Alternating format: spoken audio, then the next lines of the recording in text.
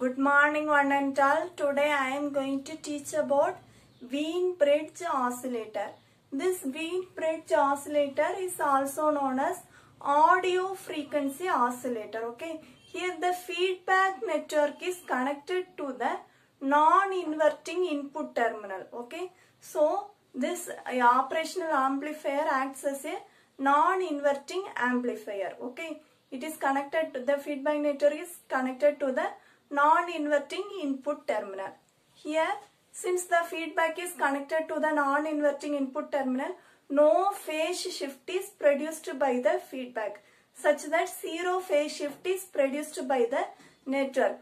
To achieve the zero phase shift, we have a RC network in series connection in one arm, and in another arm we have RC network in parallel connection. Okay, and in another arm we have R3 and R1. Okay, in order to achieve the zero phase shift, we are connecting this network like this way: RC in series connection, and RC in parallel connection, and RF and R3 separately. Okay, this is connected in order to achieve the zero phase shift in the network. Okay.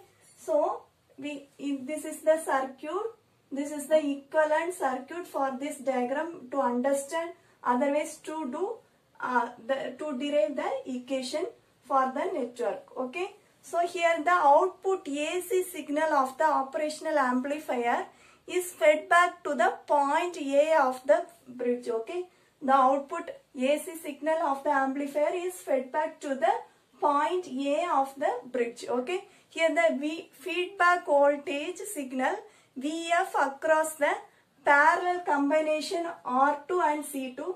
Here the feedback voltage signal across the parallel combination across R2 and C2 is applied to the non-inverting terminal of the operational amplifier. It is applied to the non-inverting terminal. This VF is applied to the non-inverting terminal of the operational amplifier.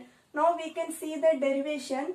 We know that the beta is the feedback factor, that is VF divided by V0, that is feedback voltage divided by V0, and by voltage divider rule VF is equal to V0 into Z2 divided by Z1 plus Z2.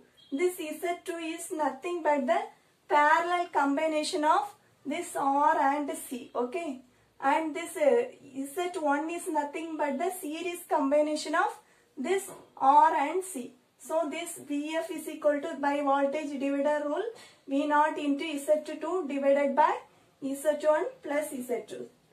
So Z1 is the series combination, so you can write it, Z1 is the series combination, so you can write it as R plus 1 by j omega into C.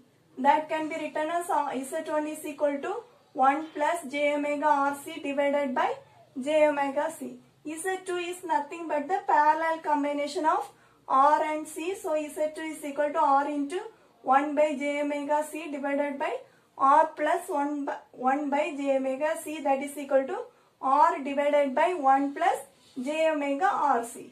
Now substitute these two equations in this equation VF. Okay. So you will get VF is equal to V0 into R divided by 1 plus j omega RC divided by 1 plus j omega RC divided by j omega C plus R divided by 1 plus j omega RC. Now you can simplify and you can get it as V0 into R j omega C divided by j omega C into 1 divided by j omega C plus 3R plus R square into j omega C, that is equal to V0 divided R into R divided by 3R plus j omega R square C minus j omega C. Now you can substitute, you can find the value of beta.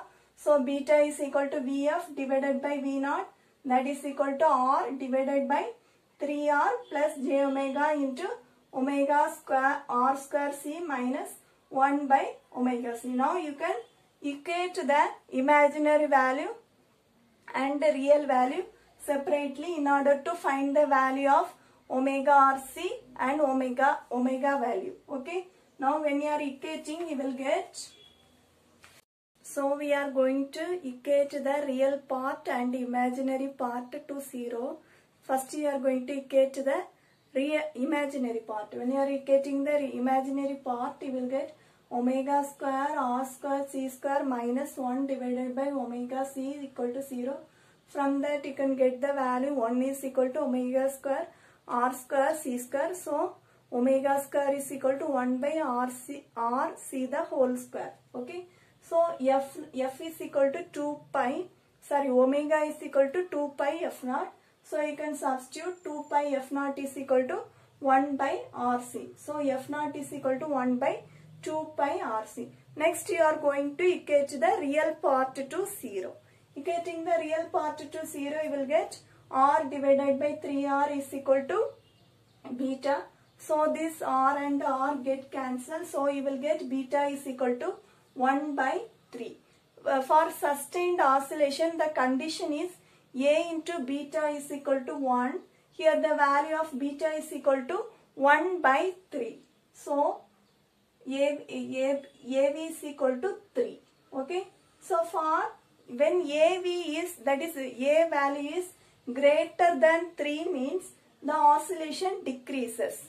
And when AV is less than 3 means the oscillation keeps growing and it may clip the output sine wave. This problem can be eliminated by practical Wien-Bridge oscillator by having a adaptive feedback network in the negative terminal. Adaptive feedback network in the negative terminal. Okay. So this is about Wien-Bridge oscillator. Okay. Next we can see about D to A converter and A to D converter. D to A converter means digital to analog converter.